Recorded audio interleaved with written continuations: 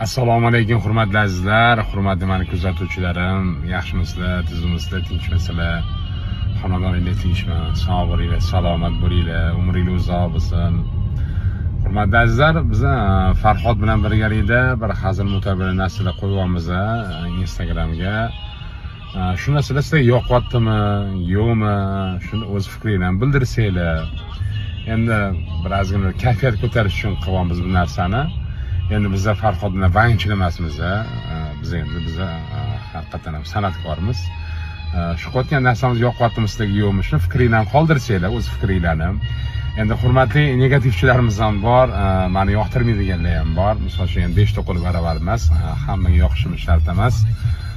Hurmatli yoqtirmaydigan negativ yozmanglar-da, bir fikringni bildirib qo'yinglar yoki agar juda ham yoqtirmasanglar, hali Instagram ko'rayotganlarimda chiqib qolsak, bundoq qilsanglar o'tib ketadi.